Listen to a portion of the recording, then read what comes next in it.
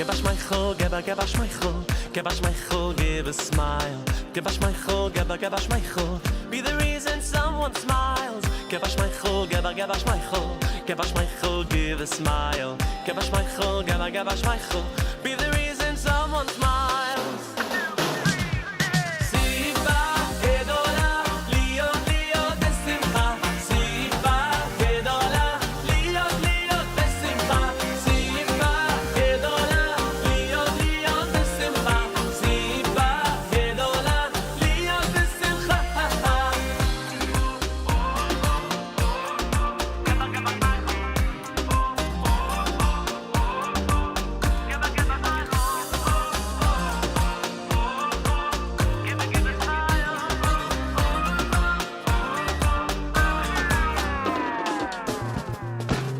Give us my chol, give us my chol, give us my chol, give a smile. Give us my chol, give us my chol, be the reason someone smile. Give us my chol, give us my chol, give us my chol, give a smile. Give us my chol, give us my chol, be the reason someone smiles. Siva gedola, liyo liyo besimcha.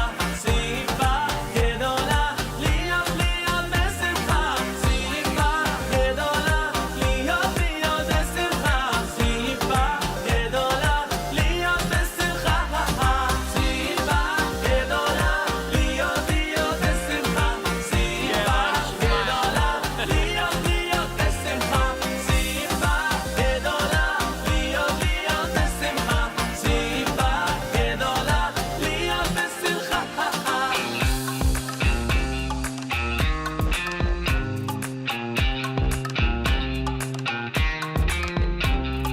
Be the reason someone smiles. Be the reason someone smiles. Be the reason someone smiles. Be the reason someone smiles.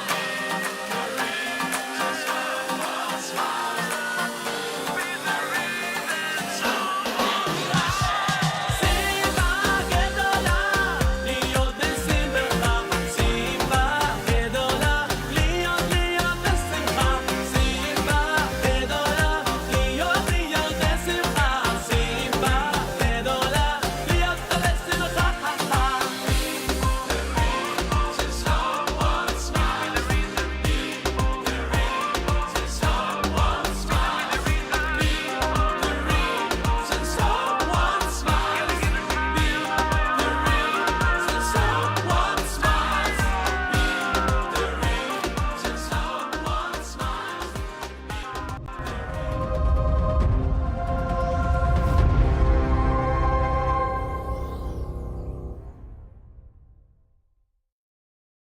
Breakfast with Elli.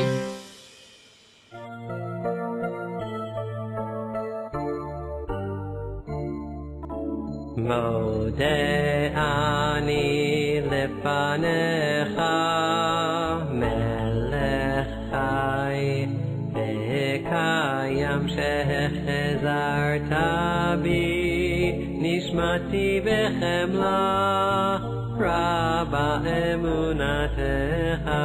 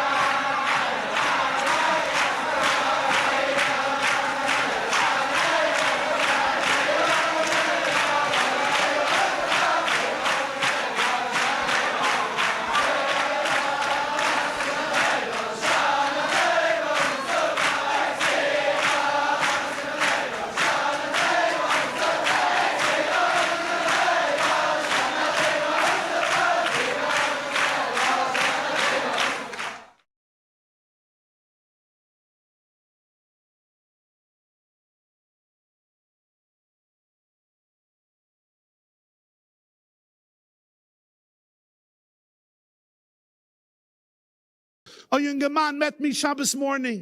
A feierdike chassidische Yid.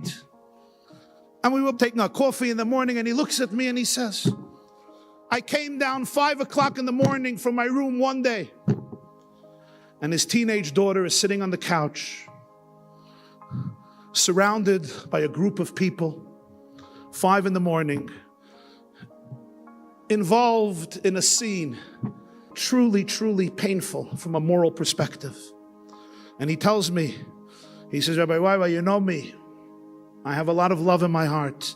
But at that point, I plotted. Wiffel is ashir. Ich bin euch a Mensch. I plotted. I couldn't do it. I wanted to lose it. I wanted to take them all and throw them out of the house. What do? I felt a trigger. He has that space. I went to the space. I turned to the Rebbeinu Shalom. I said, Rebbeinu Shalom, give me an avard, give me a chizuk. And he said, I got it. It's a famous Maimon Chazal.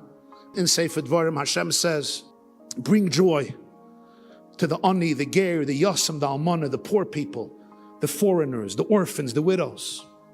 And then v'samachta, I'll bring joy to you and your spouse and your son and your daughter. So Rashi quotes Chazal, Hashem says, Im ata mesameach es shali, ani mesameach es shalcha.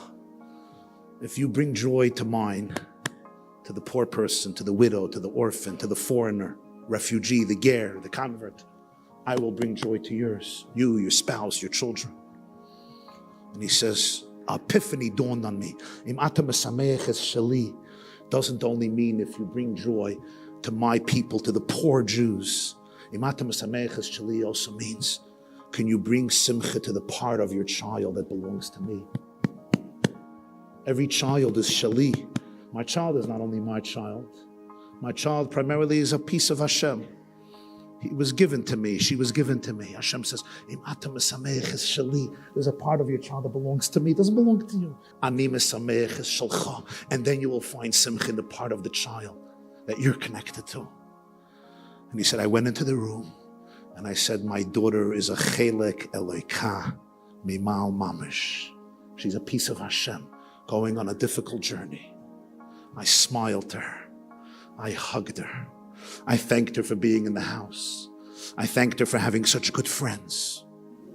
I thanked her for the opportunity that our home can be a place where they all enjoy life and chill out.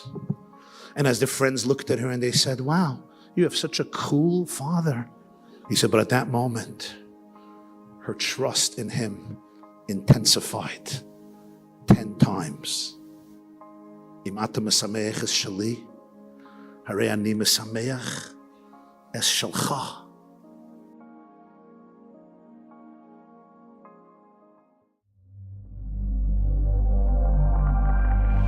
TheYeshiva.net.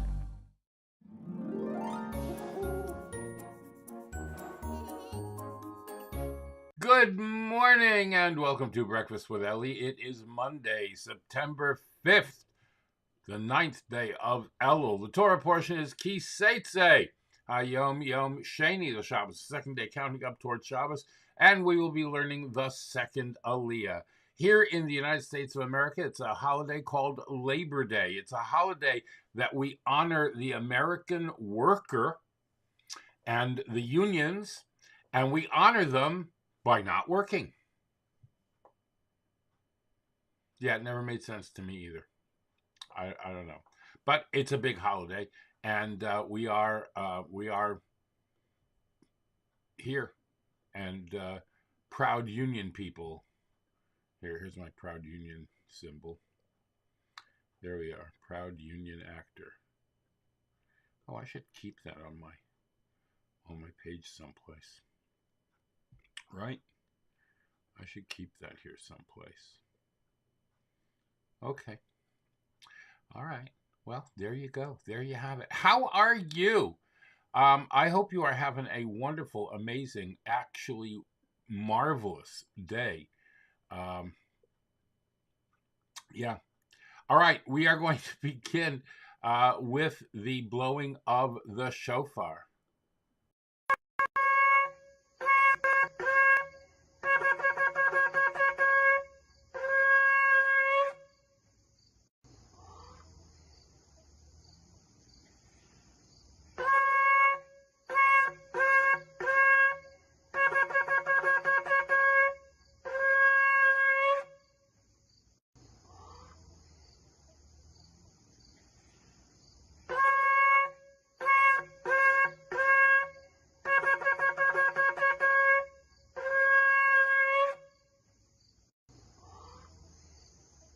right. I don't know why that's on repeat. It's not supposed to be on repeat. Good morning, April. How are you? All right, men and boys, take your front two tzitzis. Let's make a bracha. Baruch atah Adonai Eloheinu melech haolam asher kiddishanu b'mitzvotav v'tzivanu al mitzvat tzitzit. All right. Al divrei Torah. Baruch atah Adonai Eloheinu melech haolam asher kiddishanu b'mitzvotav v'tzivanu al divrei Torah. Right, fantastic. And now, Hareini Mekabel. Hareini mikabel alay mitzvat aseh shel ve'ahavta l'reacha kamocha. I take upon myself every single day to love my fellow friend in a very special way. Hi, Torah Tziva. Ay Torah tziva lanu Moshe morasha keilat Yaakov. Torah tziva lanu Moshe morasha keilat Yaakov. Time to give tzedakah. I put it in the pushki, the tzedakah box. I put it in the pushki, the tzedakah box. I put it in the pushki for someone else to keep. Yeah, I put it in the pushki, the tzedakah box. I put it in the pushki, the tzedakah box. I put it in the pushki for someone else in need. All right, tzedakah has been given.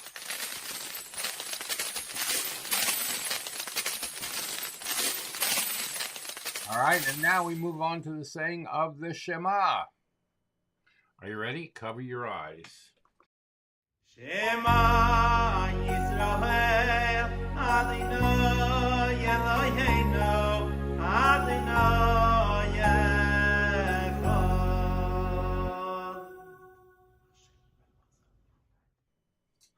All right, and that, my friends, brings us to breakfast time.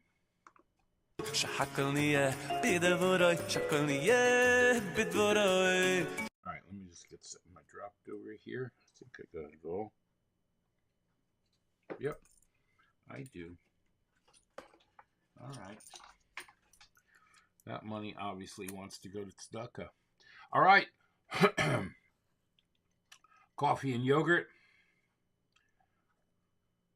Oh, okay, I'll explain that in just a minute. Ready? Baruch atah Adonai Eloheinu melech haolam shehakol nihiyah bidvaro.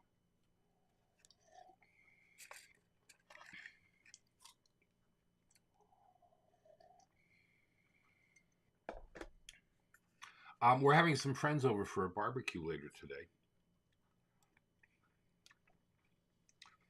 And so I found this picture of an outdoor barbecue.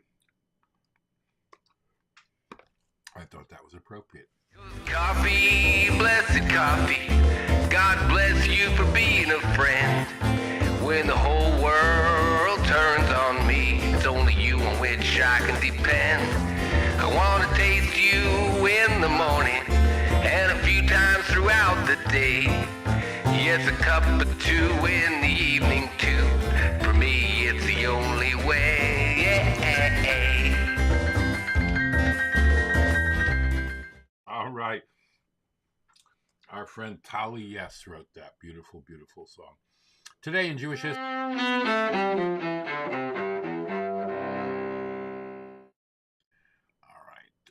Where are we here? All right. Today in Jewish history, Nachmanides renews Jerusalem. Yep. Rabbi Moshe ben Nachman, who lived from 1194 to 1270, in the year 1267, he arrived in Jerusalem after being forced to leave his native Spain and renewed the Jewish community there. The synagogue he established is still functioning today. having been restored following the liberation of the Old City during the Six-Day War in 1967. Today is the birthday of Don, the son of Jacob and Bilhah, the fifth of the 12 tribes.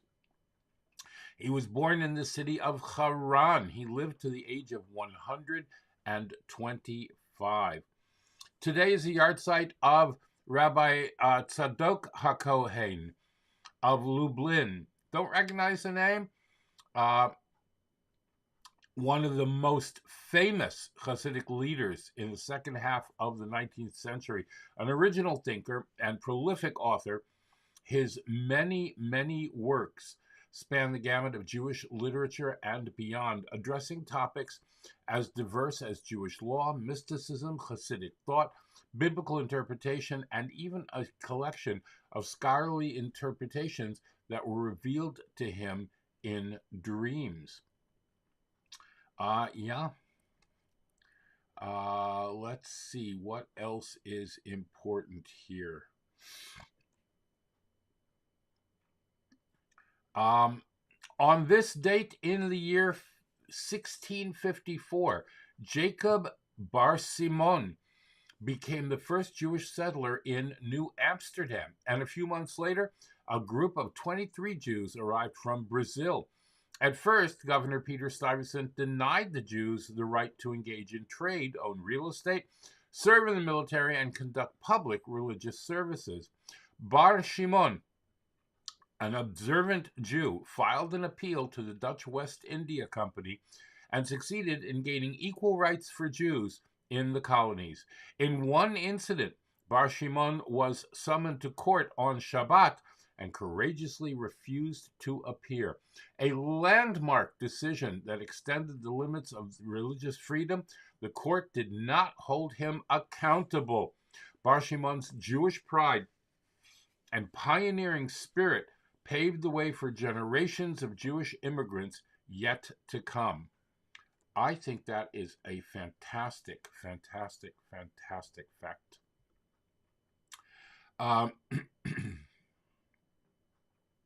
Let's see what else.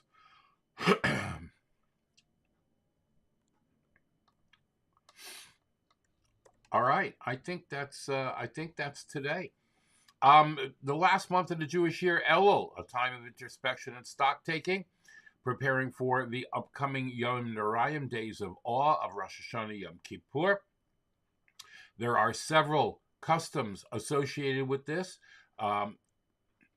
to increase in tshuva, tefillah, tzedakah, increase in your prayer, your charity, and ahavas Yisroel, and returning to Hashem. Specific customs are the 3 chapters of Tehillim. This today is chapter 25, 26, and 27. Yep. And adding chapter 27 a second time today, LeDavid Hashem Ori. It is also time that we check our tefillin and our mezuzahs, if you haven't done that in the proper time. And we begin to say, Ksiva v'chsim teva, l'shana teva masuka, may you be inscribed and sealed for a good, sweet new year. All right. Yeah. Let's see what else I have for you today. You know what? I think that's it. Let's go to HaYom Yom for today, the 9th day of Elul.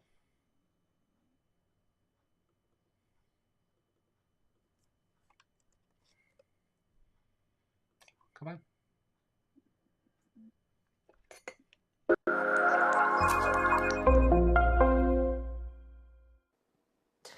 So, Macho Mr. Capable and Mr. Determined, 2 people, Mr. Capable, Mr. Determined, both walk into a bar and they get into a brawl. There's a big fight.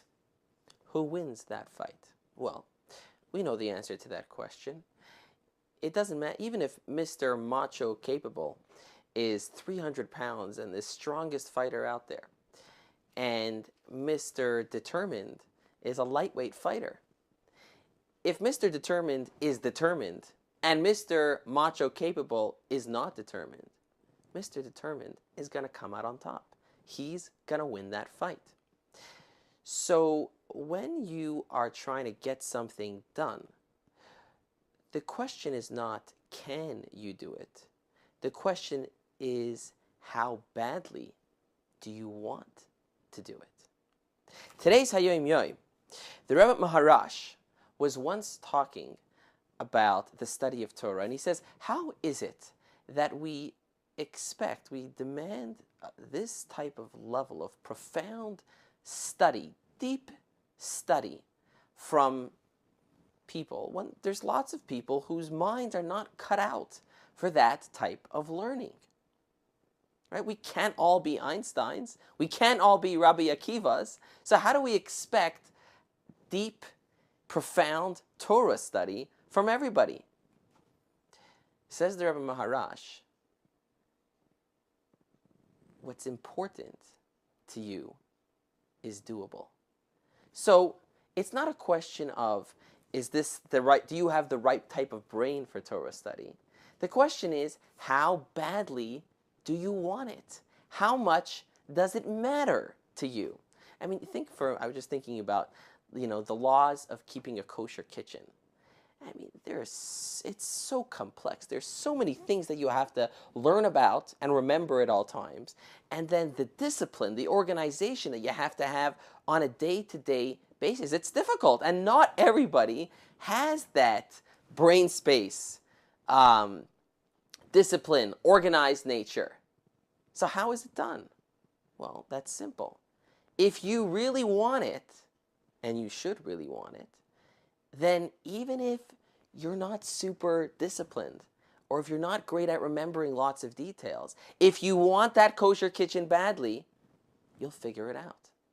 And the same thing is true for Torah study. Says the Rebbe Maharash, it's interesting, there are large segments of the Talmud that are dedicated to legal arguments that a woman could make in the contractual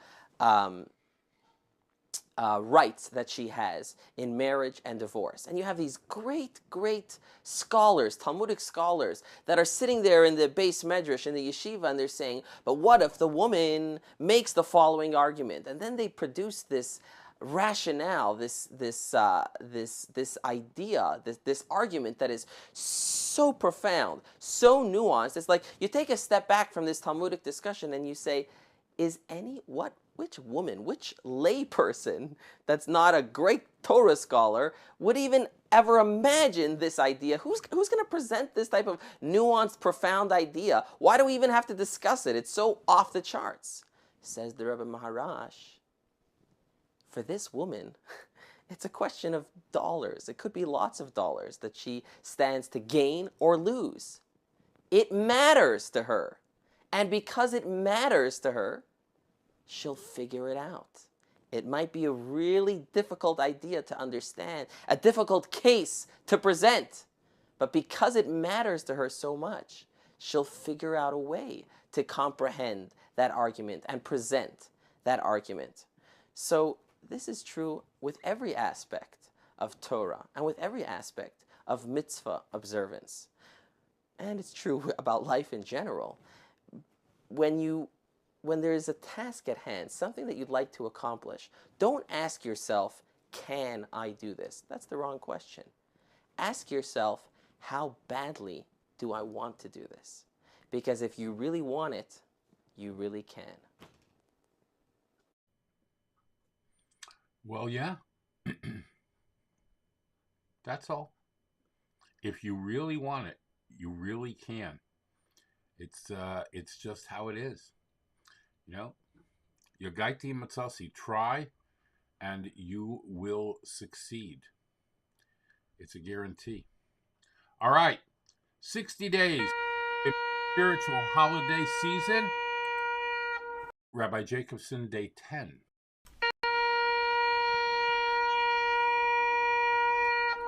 The journey continues day 10. The king is in the field.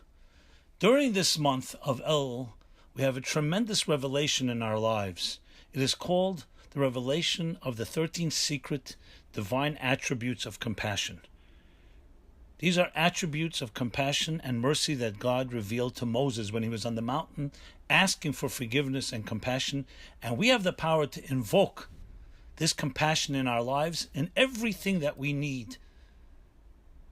Asks the Alter Rebbe a tremendous question. If that's the case, why is this month not a month of holiday? Whenever there's divine revelation, there should be holidays. And he answers with this beautiful and eloquent analogy of the king is in the field.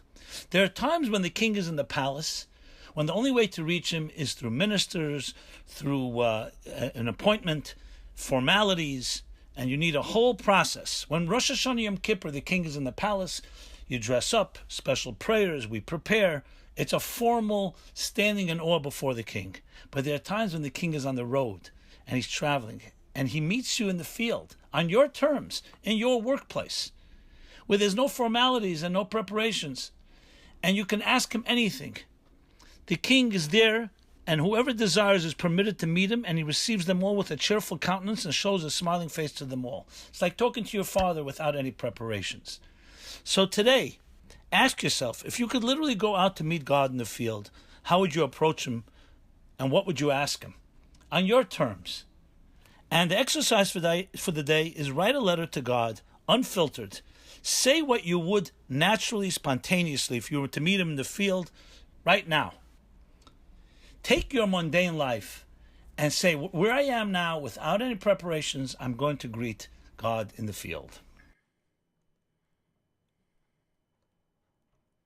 Okay. Melech Basada, we've been talking about it. All right, breaking news.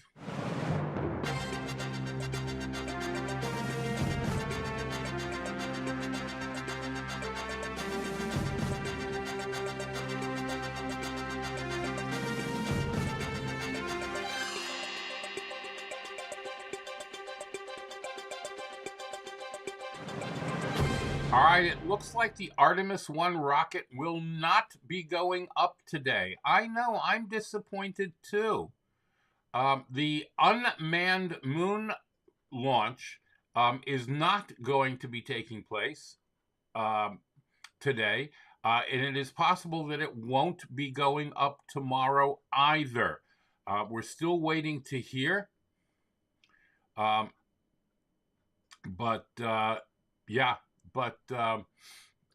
As far as we know right now, they are not going to be launching the Artemis 1 rocket at this time. They said there are too many issues plaguing the rocket. They want to have a successful launch.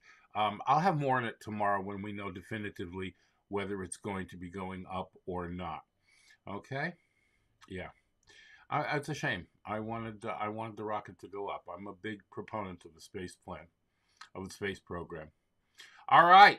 A sticky situation has been clarified by a New York senator. Queens State Senator Joseph Adabo Jr. doesn't have much of a sweet tooth these days. I used to like whipped cream, he said, but I don't know. I just don't know. He's been spending a lot of time talking about whipped cream lately, more time than he'd like. Now, it all started last month when a bill he sponsored into law last year suddenly found its way into the news. You may have seen the headlines on your social media feeds. You may have heard about it right here on Breakfast with Elli. Why you now need to be 21 to buy canned whipped cream in New York. Another headline read, want to buy canned whipped cream in New York? Don't forget your ID. Another one read, really? You need to be 21 and over to buy whipped cream?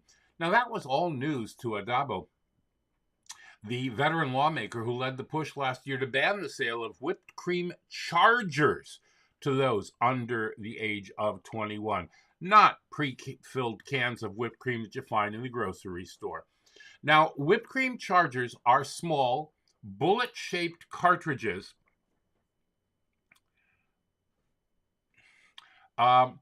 that are filled with nitrous oxide. They're used by professional bakers and cooks in reusable whipped cream dispensers. After hearing a complaint from a constituent, Adabo found they were being sold by the dozens at corner stores in Ozone Park. Appropriate name.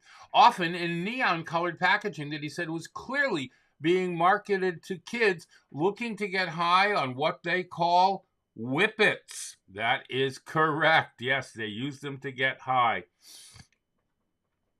So that's why he was more than a little confused when he got a call from a reporter 3 weeks ago asking about the new law that actually had taken effect late last year.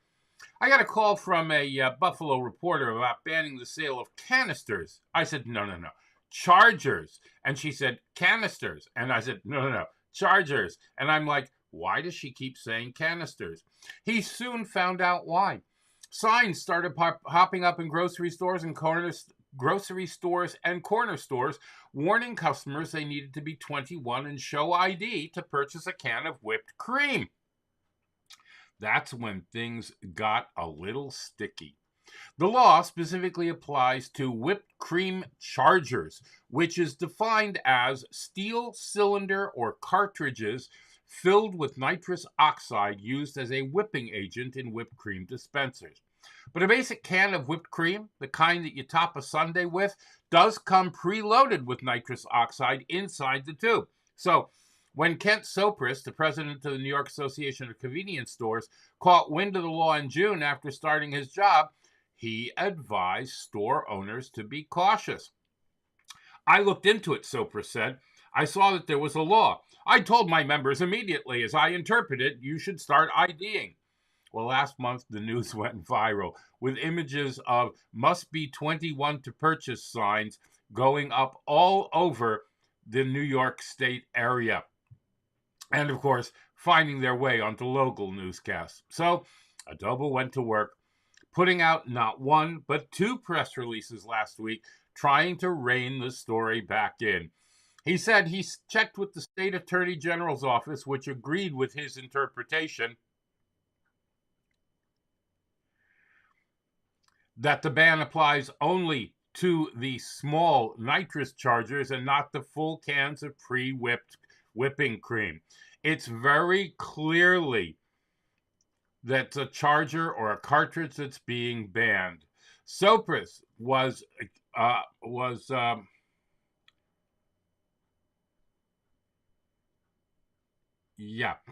Sopris was satisfied with the explanation, and on Wednesday, his organization emailed its members, including a copy of one of Adobo's press releases.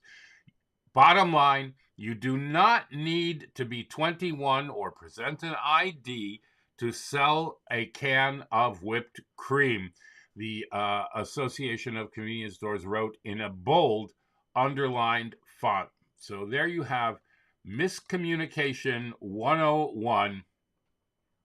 Clarify your laws, and to the press, get your story straight, would you please?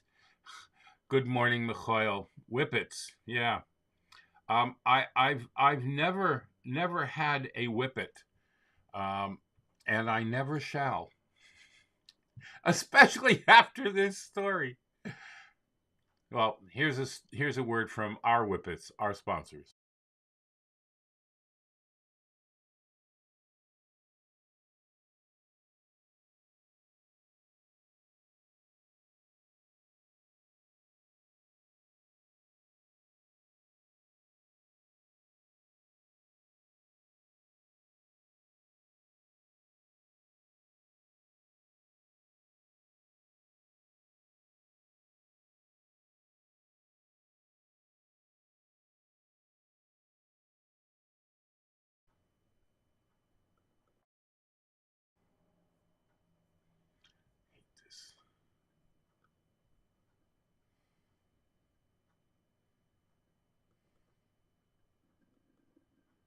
And now, a word from our sponsors. PestProRidall.com. PestProRidal.com. Trusted by the best to keep away the pests. We are offering COVID-19 disinfection services. Mention this ad and get 1 month free service. Visit us at PestProRidal.com. Tarzan Group, micro, miniature, and small orchids. Go to tarzangroup.com or call Tomas at 305-440-0565. That's 305-440-0565 and order today. Visit Tomas and Yair at tarzangroup.com. Micro, miniature, and small orchids, beautiful in your home. Go to the website and read Tomas's orchid blog. And by Dina D Design. DinaDDesign at gmail.com.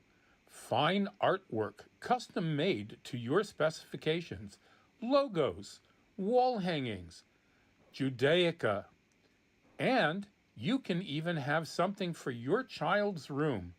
Dina D Designs. Go to her Facebook or Instagram or call or text. Thank you very much to our sponsors. If you'd like to become a sponsor, please go right up here to where it says patreon.com/theactorsrabbi, and you can contribute even only $1 a month if you'd like, but that'll help us bring this broadcast to you on a daily basis and cover our expenses. Be sure to thank your sponsors when shopping and mention Breakfast with Elli when you're shopping there. There might be discounts. Thanks for watching. Torah, Torah, Torah, Torah, Torah, Torah, Torah, Siva Lanu Moshe. Torah, Torah, Torah, Torah, Torah, Torah, Torah, Siva Lanu Moshe. All right. Patreon.com/theactorsrabbi or breakfastwithelli.live/tipjar. Use this handy QR code right here. All right. In Parshas Ki Seitzei, Moshe continues his review of the legal portions of the previous 3 books of the Torah, adding new material that will only become relevant once the Jewish people begin the conquest of the land in Israel and settle it. As we have noted previously, Hashem commanded our ancestors to conquer the land of Israel from its pagan inhabitants in order that the Jewish nation could have a land that it could make into a home for him. Ultimately, of course, Hashem's intention is for the whole world to become his home. It is the essence of our sage's statement. Hold on one second. I just lost my feed here. There it is.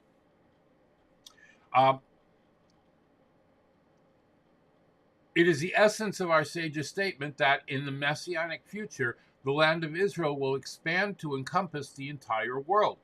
The first stage in the process was for the Jewish people to demonstrate to the nations of the world that this goal is achievable. This necessitated us having our own sovereign state in which we could pursue this goal unhindered. In this land, special laws would apply and unique commandments would be observed that would not apply or be observed anywhere else in the world. Thus, the land of Israel, vis-a-vis the rest of the world, would be the geographic equivalent of the Jewish people vis-a-vis the rest of humanity. God had set the Jewish people apart from the rest of humanity as Mamleches Kohanim V'Goy Kodesh, a kingdom of priests and a holy nation. The priestly caste is required to observe special laws and fulfill special duties that set it apart from the rest of the Jewish people in order for it to serve as an idealization of the intense relationship with God which every one of us should aspire to in our daily life. Similarly, the Jewish people as a whole are to serve as an idealized and inspiration for humanity at large. Analogously, Hashem set the land of Israel apart from the rest of the world by virtue of its special status in Jewish law and observance in order that it serve as the example of what the rest of the world should aspire to become. And we will continue that tomorrow, God willing. In the second Aliyah, the mitzvahs discussed in this section are the speedy burial of the deceased, returning a lost object to its owner, aiding a neighbor when his animal has fallen because of its burden, the prohibition against cross-dressing, and the obligation to send away a mother bird before taking its chicks or its eggs. And we played you that beautiful song yesterday.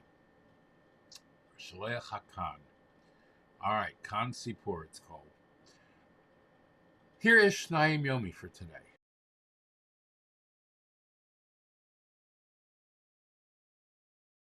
And please forgive me that videos are taking so long to play. I'm not sure what's going on. Well, I do know.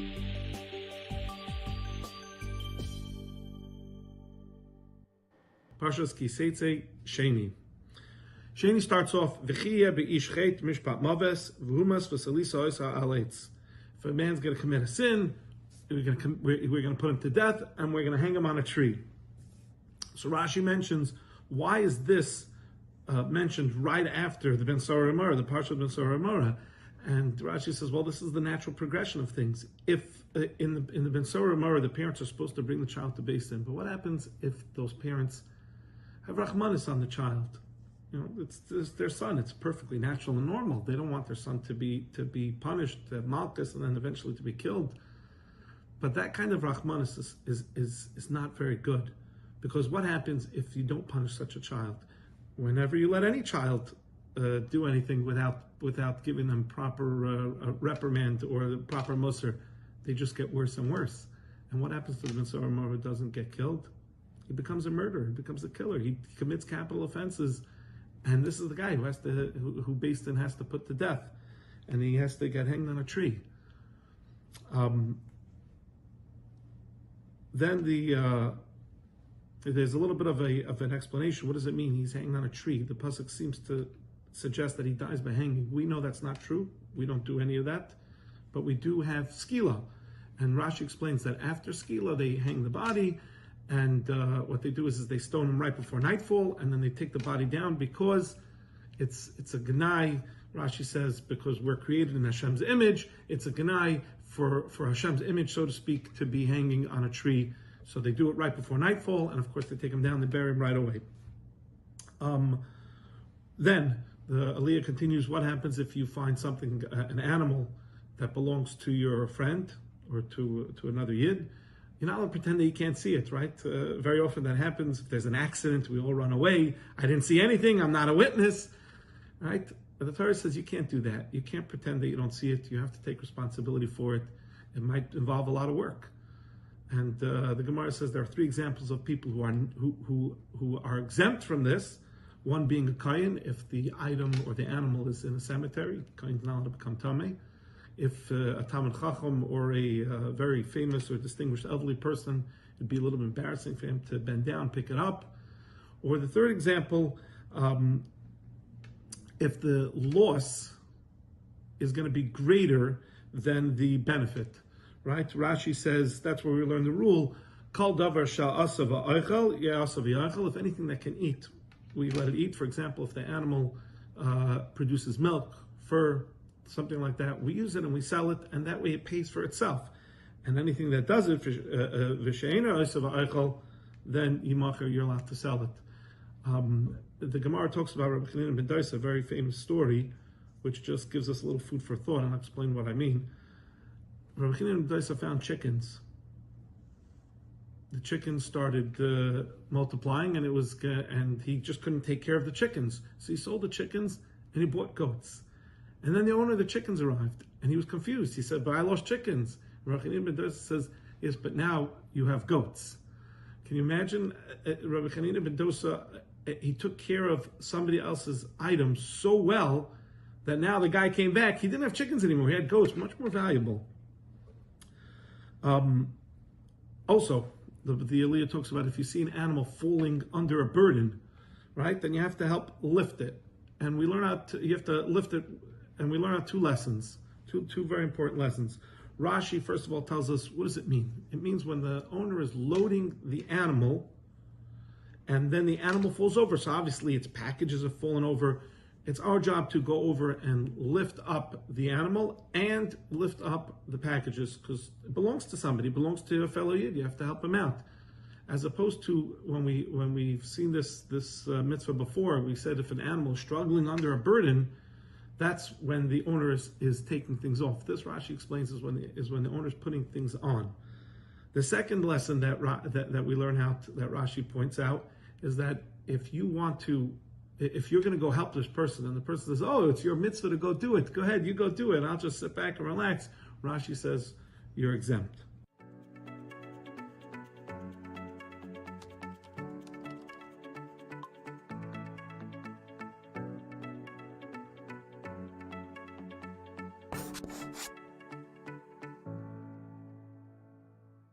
All right. Rabbi Chaim Martyr.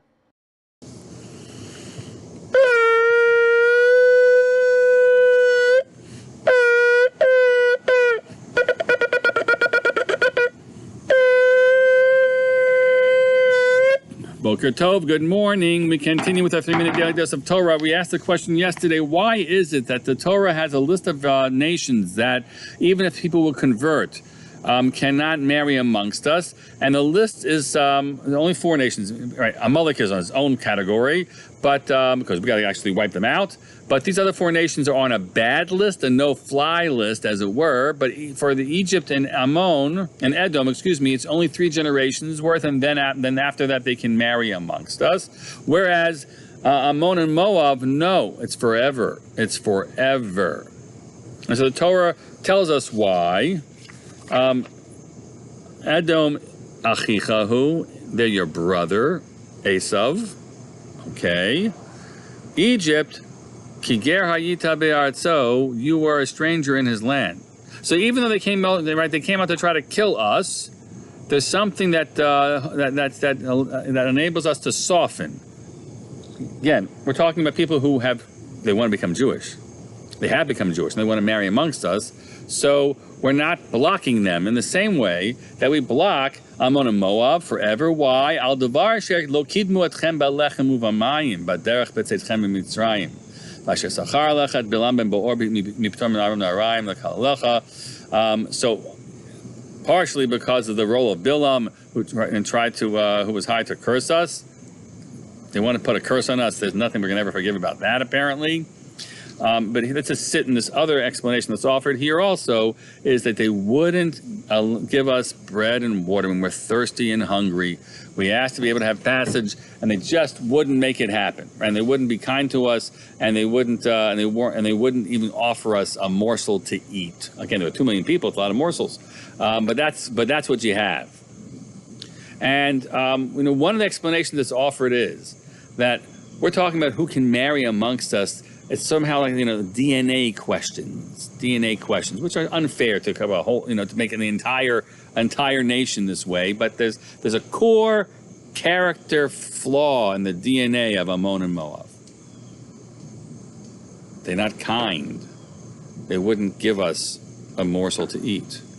We were in Egypt, and again, they ended up doing some pretty terrible stuff. There's a lot we want to say otherwise, right, about causing us the grief and pain and suffering of being enslaved there. And then Pharaoh came out to get us. But you know what? For that early period of time, we should never forget. When we came down to Egypt and we were starving and hungry, Egypt was good to us. They allowed for Yosef to rise to power, and they were kind through, maybe under his guidance, right, to our people, to our great-grandfather Yaakov and family, and that's never to be forgotten. And we presume it's not something that was built into their DNA in the same way. A very intriguing distinction, and I leave it to you to consider other options as well. Have a great day. All right. We have time for our Michael Kiggle today.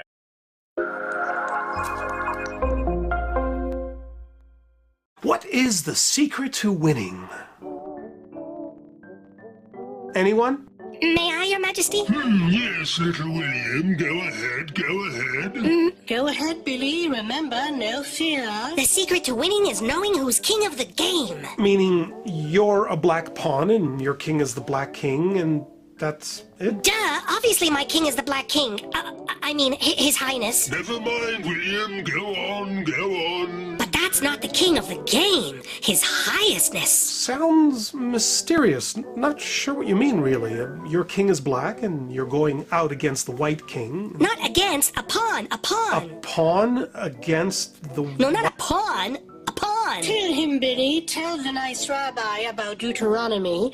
He knows Deuteronomy. I sure will, Your Majesty. It says in Deuteronomy 21, it says, when you go out to war upon your enemies... Ki teitzei lamilchama al oivecha. Right, yes, the preposition is not against your enemy or with your enemy, but al, upon or on, sort of like an airstrike. A flying ninja strike! The enemy ain't got a chance! Hi-ya! What Billy means to say, of course, is that the Torah teaches the Jewish warrior to go out to battle with perfect confidence in victory. He must know he has the upper hand. But why should black or white have any advantage over the other? It's a fair game, isn't it? Not when you're connected to the king of the game. Aren't you the king of the game? Alas, dear fellow, I'm just the king in the game. And the king of the game? Is an absolutely supreme chess master who has never been beaten and never can be beaten. Who invented the game itself. Who even made the board and the pieces. This is all a metaphor, right? So when even the humblest pawn connects himself to the king of the game, not just the king here below on the board, Noblesse et obligé. but also the king above, when he's not just a piece in the game, but also a piece of the king above the game. Chelek Eloka mima, like a piece of God above. Then the humblest pawn confronts the enemy with the full elevation of the king above. And the enemy is? Right now, White's Knight. Any challenge that life throws your way. Like I said, the secret to winning is knowing who's king of the game. Definitely a metaphor, definitely. Like a chessomorphism. When you know who the king of the game is, you can play from above. Secret to winning. Your move.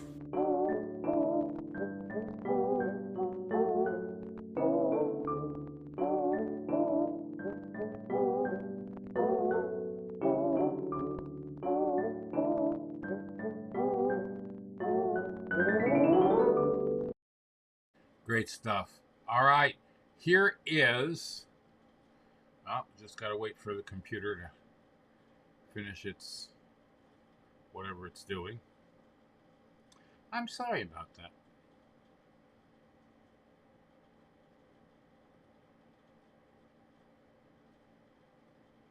All right, there we go. Rabbi Minkowitz, direct from the Holy Land. Are you ready? Here we go. Welcome to our weekly Torah lesson. This week's Torah portion is Parshas Ki Seitzei. The question of the week is, how can we overcome our spiritual enemies? So this week's Torah portion begins and it says, Ki Seitzei la milchama alibecha. When you go out to war on your enemies. So the question is, who's our enemy? And B, the Torah says alibecha, on top of your enemy. You go out with your enemy, against your enemy. What does it mean on top of your enemy? And the verse continues on to say, V'shavisha shivya. You're going to take captive. How do we know we're going to take captive? So the Rebbe explains this week's the Torah portion based on a spiritual level. And he says as follows. Who is our enemy? Our enemy is a Yetzer Hara. He's stopping us. He's trying to stop us from having a relationship with Hashem. Or, on a global level, anyone that's stopping us from having a relationship with Hashem and a godly relationship and allowing us to live a godly life is considered an enemy of Hashem. So what happens is, when you have an enemy that's trying to stop you from having a great relationship with Hashem, comes the Torah, and the Torah says, Ki Seitzei la milchama. When you go out to war against the enemy that's trying to pull you away from Hashem, you should know, Aliyah, you have the upper hand. You're stronger than your enemy. You can overcome your enemy. And as the Torah says, V'shavisha shivya, you're going to take captive. What does that mean? The enemy has really no power. The only thing that he has, he took from someone else. But the enemy is not real. Hashem is real. The enemy is not real. And by knowing that Hashem is real and the enemy is not real, that gives us the power to overcome the enemy. So to answer the question, where do we have the power to overcome our spiritual enemies? By knowing that we have the power to overcome it because the Torah tells us. And to know it's real is Hashem, and anything opposite Hashem, anything fighting Hashem is not real. And that will give us the power to overcome any struggle we have in our life. Thanks so much for joining us for our weekly Torah lesson. This week's Torah lesson is dedicated to the memory of Baruch ben Aryeh Leib, Shlomo ben Yosef, and Rachel Bas Lipa. May their souls be elevated by the Torah we're studying in their memory. For For more information, please see our website, chabad.swf.org. Thanks so much for joining us, and again, it's a real treat and pleasure and schus to be able to record our recordings right here from Yerushalayim Yer HaKodesh across the Har HaBayis, where the two temples stood, and where, God willing, the third temple is going to be there very, very soon. Have a great and blessed week. All right. Fantastic. I think we have time for one more today. We'll do a quick one. We'll do the, will we? No. Which one? Okay. Rabbi Label Wolf. Ready?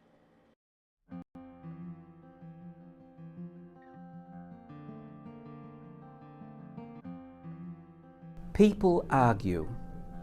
Nations argue, and the venom can reach a critical point where war erupts. And we see that so much today in our headlines. Knowing that, we have to ask ourselves, why is it that the anomaly of Jewish people is one of peace? We are known as a peaceful nation because we've never actually attacked anybody as a consequence of venom. However, there are many instances of preemptive war.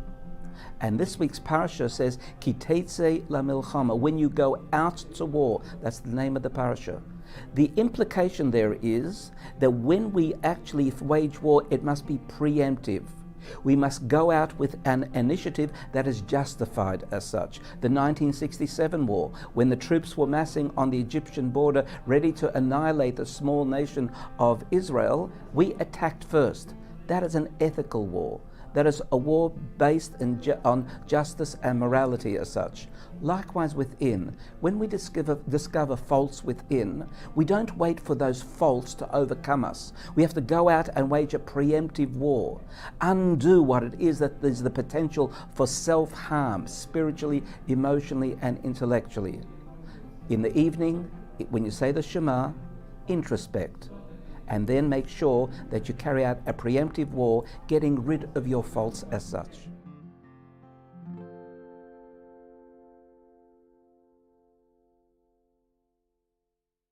All right.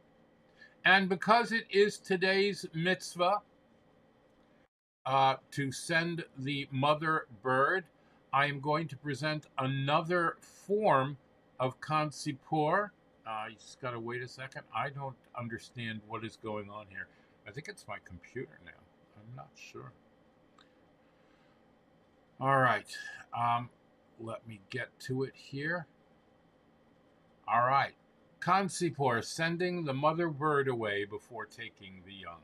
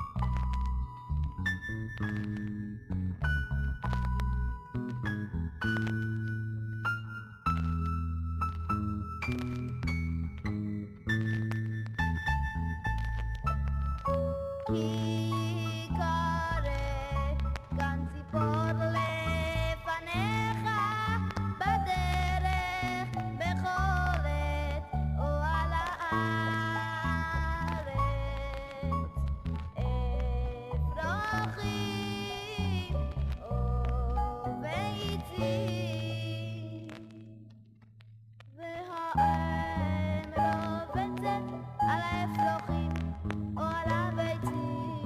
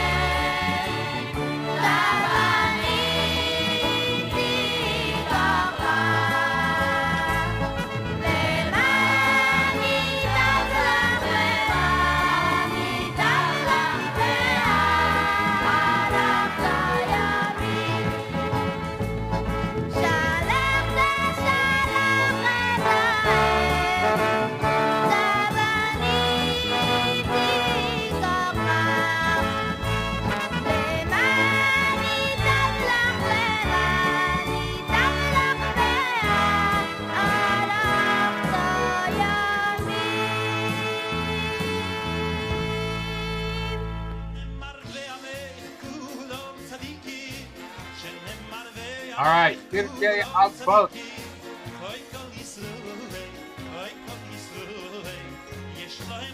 Chapter 1, Mishnah 4. Perek Aleph, Mishnah Dalet. Fourth Mishnah in the first chapter of Masechet Avot.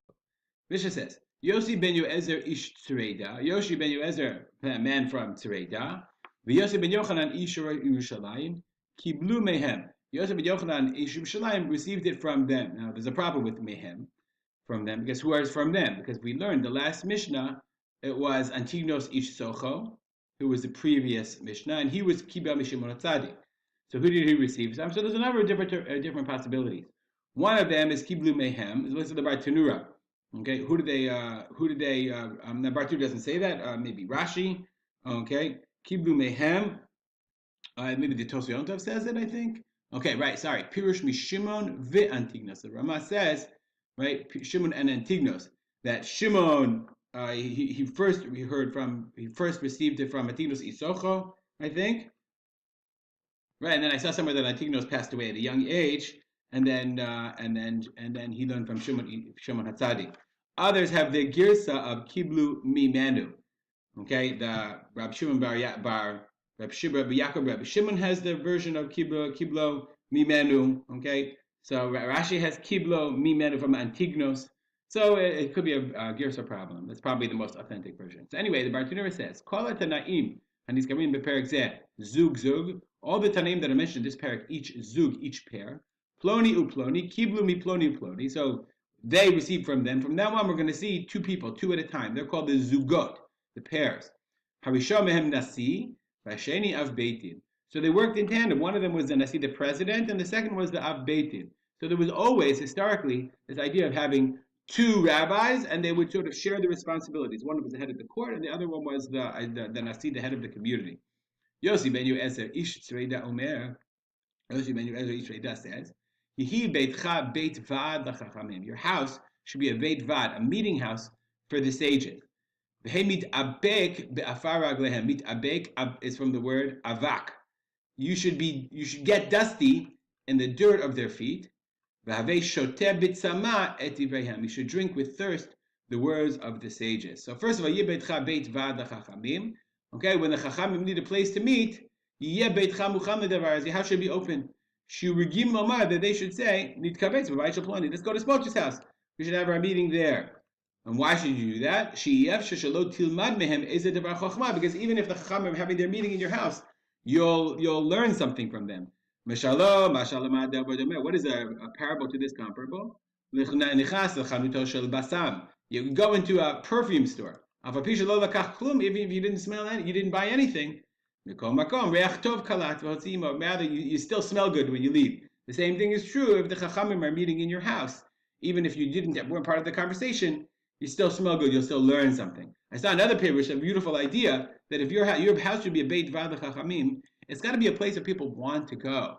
Like they want to come to Spitzer's house. Like if they don't want to, if I'm not a person that is of appropriate, I guess, stature or behavior or reputation or etc., your house is not going to be a beit vad l'chachamim. So it's two ways. One, you'll learn there, okay, and two, that a person should say that the chachamim should want to be in your house. Meet abek is a beautiful word from avak.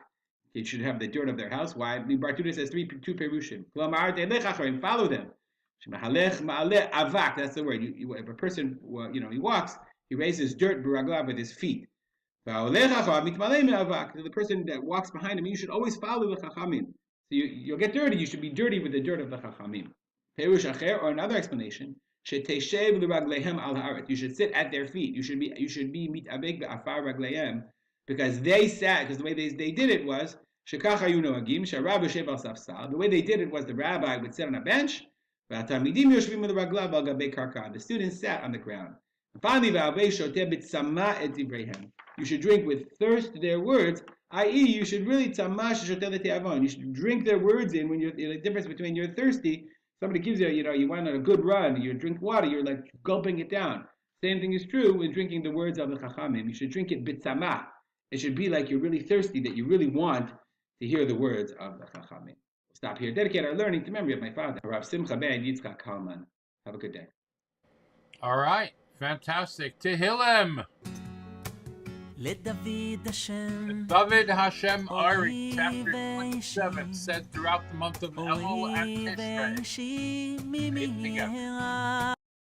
Adonai ro'i v'ishi mimi ira, Adonai ma'oz chayai mimi evchad, Bekrov alai mireim lechol es besari, Zorai v'oiv li, Hema kashlu v'nafalu, Im tachane alai machane, Lo yira libi, Im takum alai milchama, Bezos ani voteach, Achas sho'alti mi'es Adonai, Osa avakesh, Shivti beves Adonai, Kol yemei chayai, לחזוס בנועם אדוני ולבקר בהיכלו כי יצפנני בסוכו ביום רעה יסתירני בססר אהלו בצור ירוממני ועתה ירום ראשי על אויבי סביבוסי ואזבחה ואהלו זבחי שרועה אשירה ואזמר על אדוני שמע אדוני קולי אקרא וחונני וענני Lecha amar libi,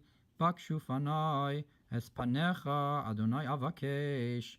Al taster panecha mimeni, al tat be'af avdecha, ezrasi hayisa. Al titsheni, ve'al ta'azeveni Elohei ishi. Ki avivi imi azavuni, v'Adonai ya'asefeni. Horini Adonai darkecha, unecheni be'orach mishor. למען שוריי, אל תיתנני בנפש צרי, כי קמו בי עדי שקר ויפח חמאס, לולא האמנתי לירוס בטוב אדוני, בארץ חיים, קווה אל אדוני, חזק ויאמץ ליבך וקווה אל אדוני. All right. Tanya in 5. For today, the 9th day of Elul.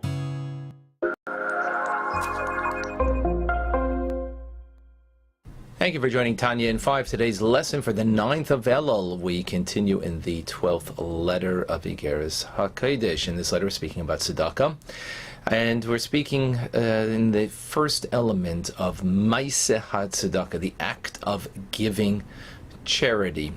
The act of giving charity, as Rabbi Eliezer would give to the poor before he would pray, and then be illuminated with a great light of God, such a great light of the Ein Sof that it creates peace.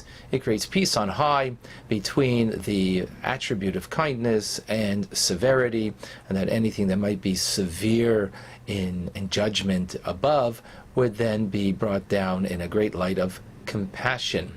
So where does this all come from?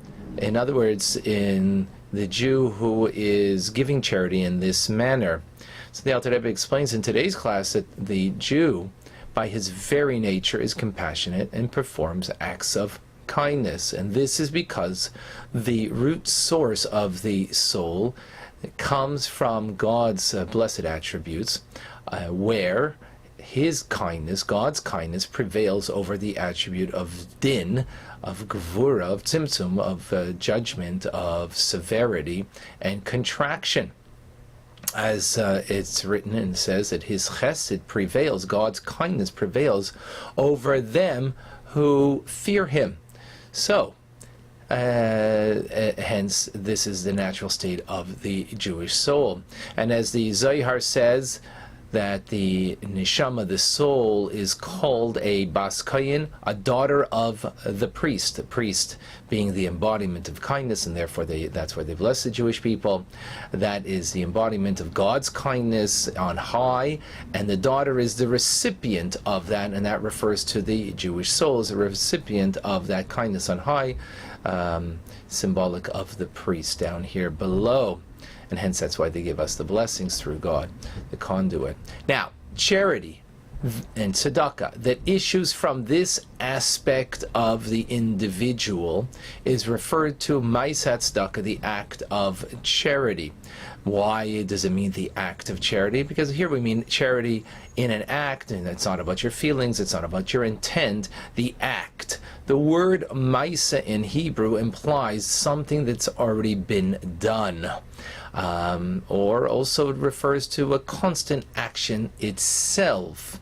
something that exists and usually constant.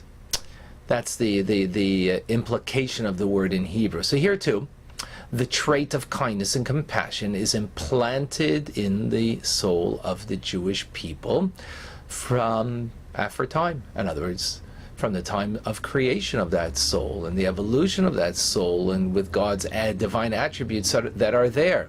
Where do we see that? We see that in creation, where it speaks about that God breathed into the nostrils a part of Him, and a part of Him was put into us, and again, that part of Him that where kindness prevails over severity, over judgment.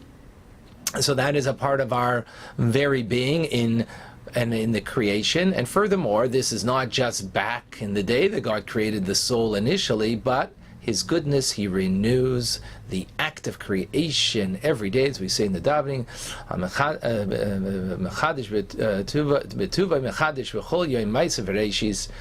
in His goodness and His kindness, He is renewing His act of creation. In other words, that goodness of God, that kindness of God is being renewed in our soul every single day. And hence, when we give charity in that manner, we are doing it as part of our natural makeup of our soul. So we're doing it in a sense, in an instinctive manner.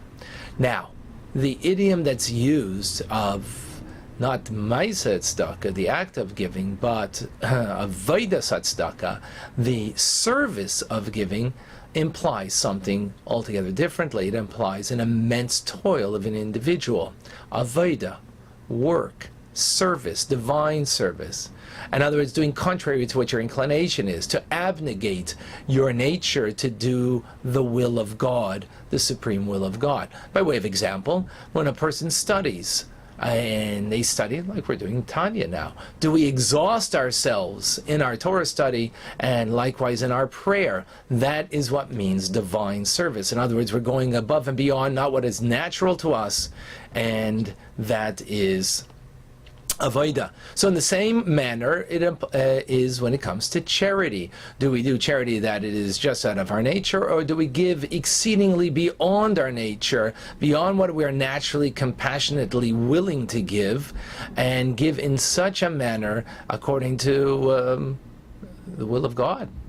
And as it says in the Torah, Nasein Titain, give, you shall give, even 100 times, as our sages explain, meaning constantly giving, going above and beyond your nature. That is not the act of giving, but that's the Avodah HaTzedakah, that's the service, the divine service of giving charity. And that's Tanya in 5. Thank you for joining. No, it's not impossible. All right. Just study Rambam each and every day. I'll never miss my daily Rambam. My Rebbe so desires. I'm not busy or too tired. When I learn Rambam connected, I remain. I am a link in the Rebbe's golden chain. All right, here we go with the Rambam Mitzvah Minute, class number 110.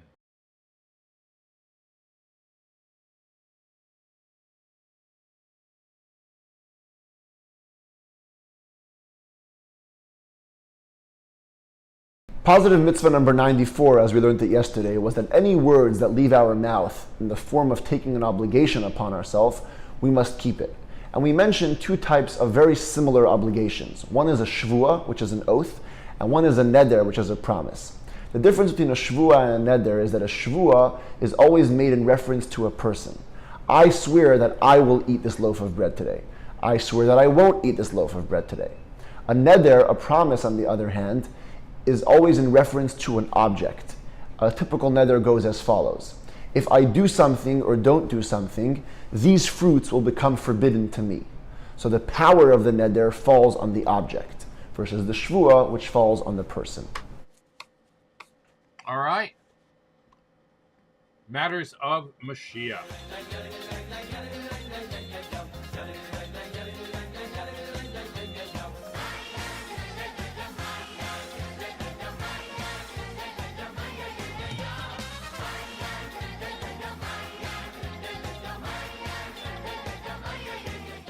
All right, I'm just printing out a brand new booklet over here called Kosher Without a Kitchen.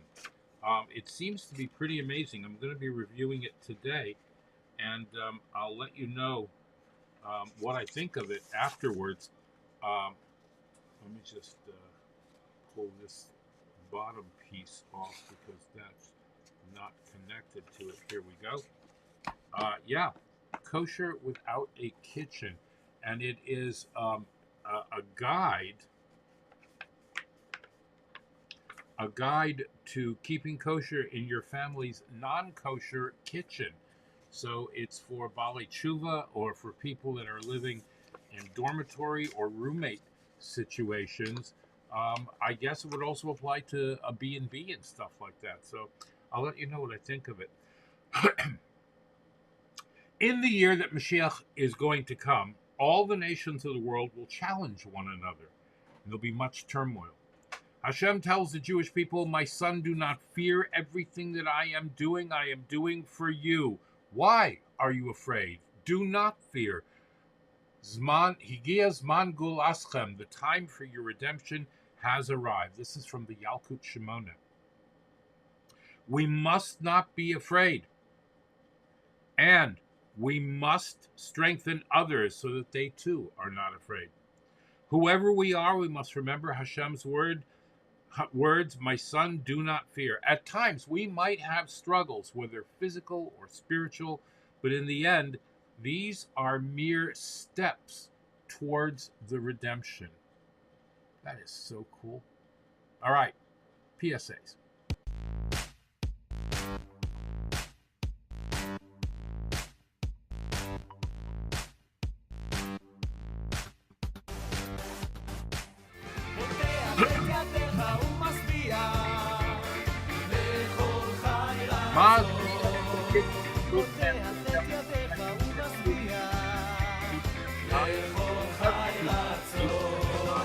Seven days worth of pantry food and hot meals every day in Flatbush Borough Park and Queens.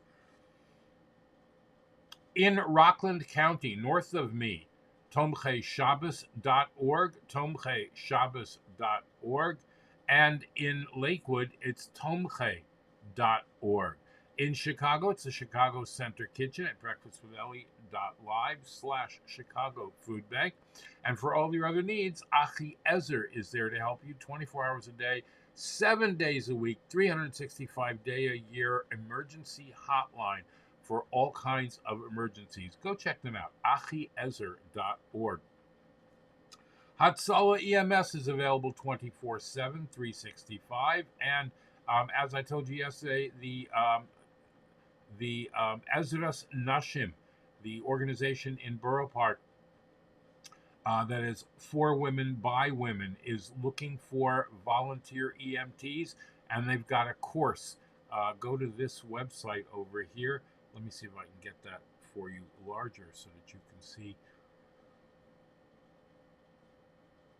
Yeah, info@ezrasnashim.org, and there's a phone number too if you'd like that.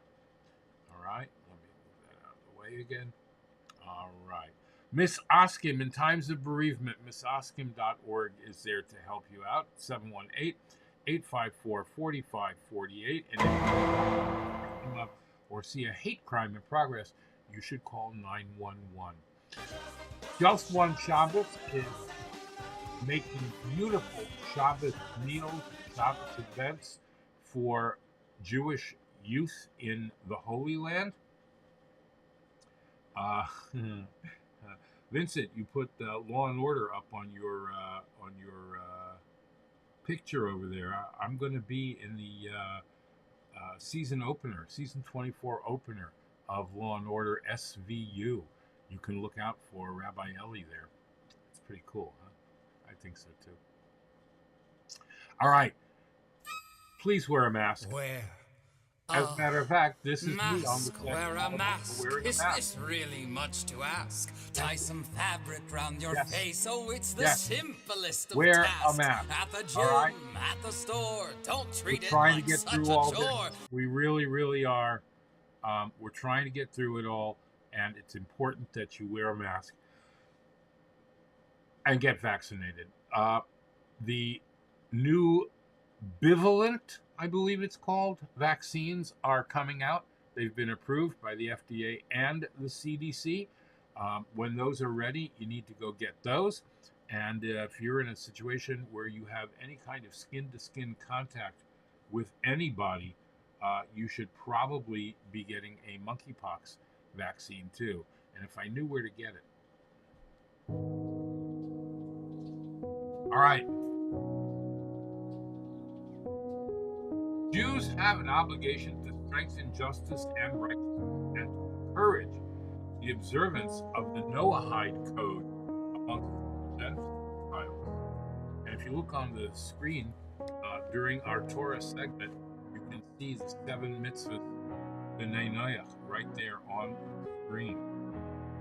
All right. Bring a little heaven down to earth. Sometimes it may appear that there's a place where, according to all considerations, godliness can't come. An obstacle that prevents you from accomplishing something beneficial. A friend who cannot be approached to help do a favor. A gathering of people that seems meaningless. The appropriate thing to do in such a situation, throw all consideration to the wind and just do. Your job is not to determine if and where. Your job is to determine how. Do, and you will see miracles. When you believe. Stephen Schwartz. All right. You want to talk about it more? Come to me in any of the Actors Rabbis groups at, are you ready? WhatsApp, Twitter, Spaces, Telegram, Facebook, Instagram, Spotify Live, LinkedIn, Clubhouse, or theactorsrabbi.com. Those are all there for your convenience. And at theactorsrabbi.com, you can sign up for life coaching services. I think that's cool. I like life coaching services. That's why I do it. All right. All right. Let's make it after Bracha. Baruch ato Adonai Eloheinu melech haolam boirei nefashos rabois v'chesronan al kol ma sheborasa lachayos boem nefesh kol chai baruch chai haolamim. All right. Thank you so much for being here. Thank you for watching. Thank you for listening. Thank you for tipping. Thank you for becoming Patreon sponsors. Thank you for liking. Wonderful, wonderful, wonderful. Thank you to my current Patreon sponsors, Pest Pro Rizal, Tarzan Orchids, Dina D Design, Dr. Susan Spitzer, Bracha Biederman. If you'd like to become a sponsor today, go to patreon.com/theactorsrabbi or breakfastwithelli.live/tipjar. You can get swag at Patreon, and you can use this handy little, you're welcome. You can use this handy little QR code over here. Maor, you'll have to tell me how you do that. I don't know how to do that. That's pretty cool. I don't know how to do that. That's cool. All right. Oh, Maor wants to tell us how to do that. Hold on. Let me raise my volume. Because if I don't raise my... It's easy. Yeah? You press your profile. Yeah. Like with your thumb. Yeah. Press and hold. Okay. And then you have a menu that open. Ah, I see where it goes. Yeah, you can change your picture to GIF for 30 seconds. I can change it to a GIF for okay. I see. Very cool. Just like that, huh? Look, I learned something. Thank you, Maor. Sure. All right. Okay. Living for You. The Muchnick family is so incredibly talented. Let me tell you. The father, Michael Muchnick, a dear friend of mine, the artist. I have several of his works here in my home. His son, his grandson now, Mati Muchnick, has written a brand new song called Living for You, which I'm going to play for you today. Go out there and do something nice, something good for someone today. It's Labor Day.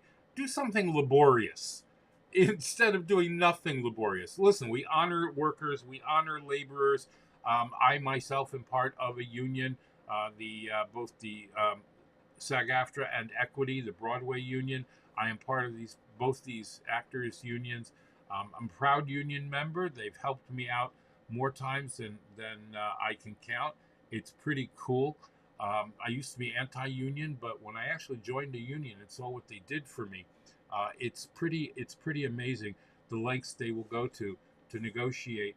I mean, legally, of course. You know, we're not talking breaking legs over here. They did some really cool things for me. So, yay unions. But you know what? Labor Day means you should go out and do something. So what can we do? We can horev b'Torah u'mitzvos. We can work in Torah and mitzvahs. If you're having a gathering today, say over at Dvar Torah. Say something Jewish. Put on tefillin with the Jewish men that are going to be there. Give Shabbos candles to the women that are going to be there. It's an amazing opportunity. All right?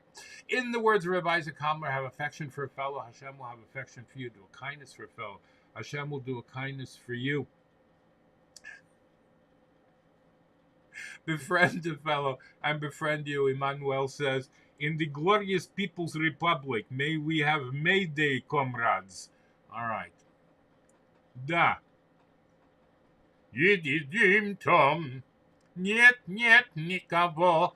All right. Have a great day. Here's Mati Muchnick with Living for You. I love you people. Bye. Come back tomorrow. Bring someone else with you.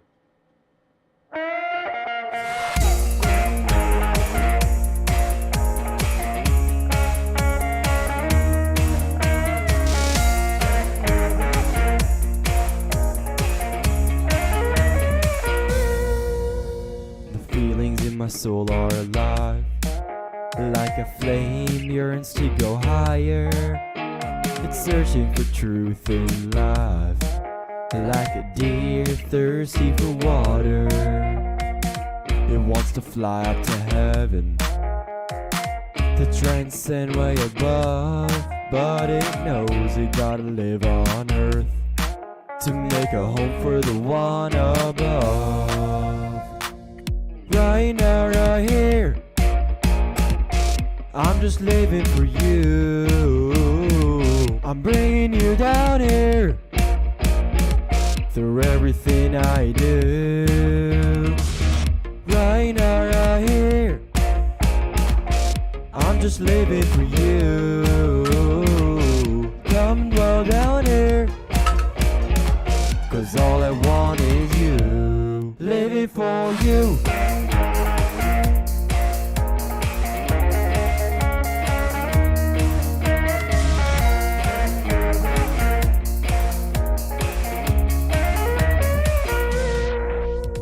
It's not just when feeling holy, it's every moment in time. It's not just holy actions, 'cause everything can be divine. Every talent and passion, I gotta use them in a godly way. I'll make you real in my mind and heart, and do my part to reveal you today. Right now, right here, I'm just living for you. I'm bringing you down here through everything I do. Right now, right here, I'm just living for you.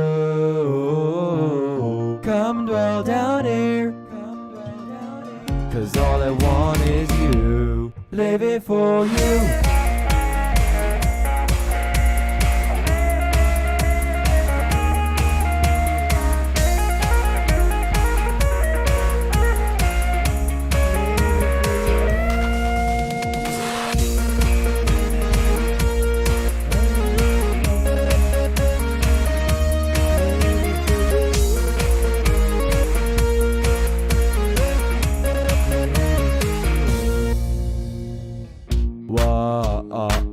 Whoa, I'm just living for you. I'm just living for you. Whoa, living for you. Whoa, I'm just living for you. I'm just living for you. Whoa, living for you.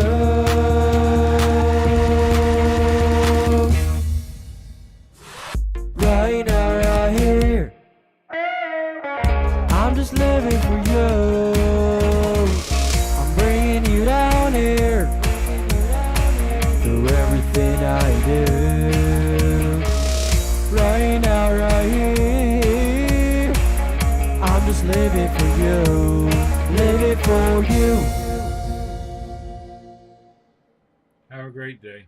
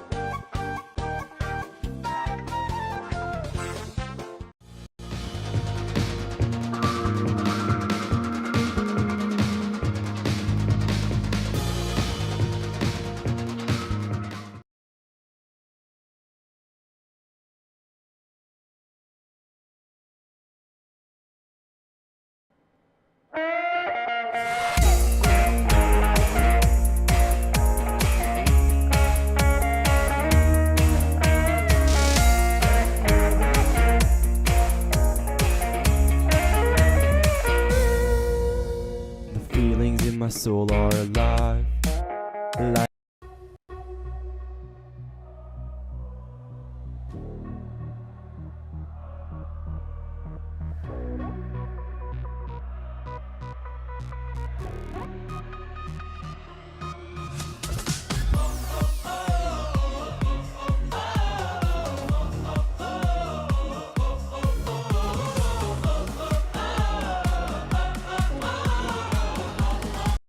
We're here at the Port Authority bus terminal welcoming asylum seekers. They need food, they need emergency. Please sponsor food to feed the needy at Maspia Soup Kitchen Network. Hi everyone, I'm Deanie Klein, the founder of the Prep and Rally Family Meal Prep subscription service and author of the brand new cookbook, Prep and Rally. I'm here today to make charity giving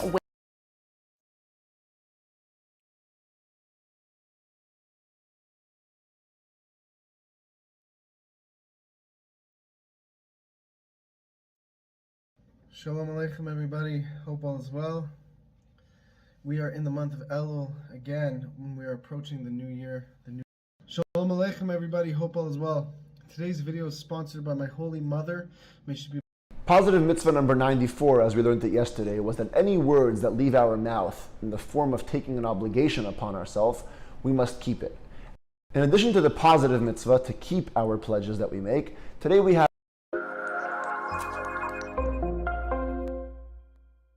Thank you for joining Tanya in 5, today's lesson for the 9th of Elul.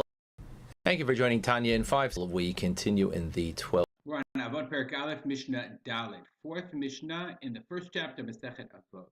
Mishnah says, Yossi ben Yoezer ish Tzreida, Yoshi ben Yoezer, a man from Tzreida, v'Yossi ben Yochanan ish Yerushalayim, kiblu mehem. Yossi ben Yochanan ish Yerushalayim received it from them. Now there's a problem with mehem, from them, because who is from them? Because we learned the last Mishnah, Pirkei Avot, Perek Aleph, Mishnah Zayin, 7th Mishnah, the first chapter of Pirkei Avot. Litai ha'arbeli omer. We learned about Litai ha'arbeli. in the last Mishnah. Arbel is a place in the Arbel. So Nitai from Arbel. It says the following. And now, a word from our sponsors.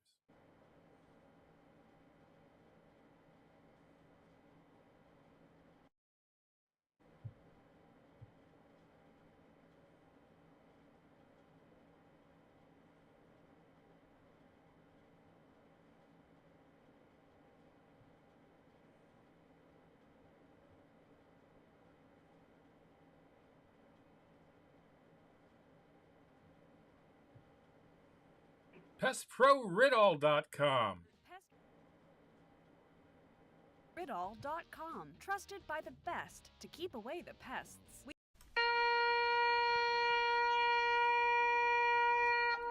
The journey continues day 10. The king is in the field.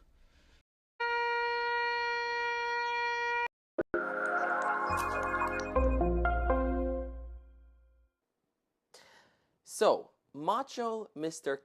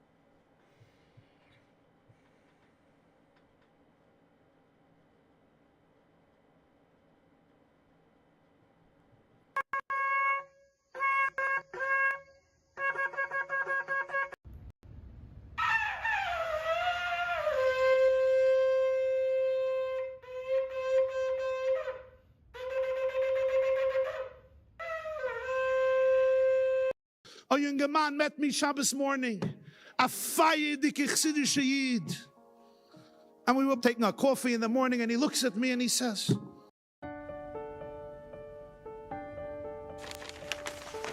That's strange. Suri didn't respond yet. Hey, Suri. Matter? It doesn't. Even with texting isn't talking.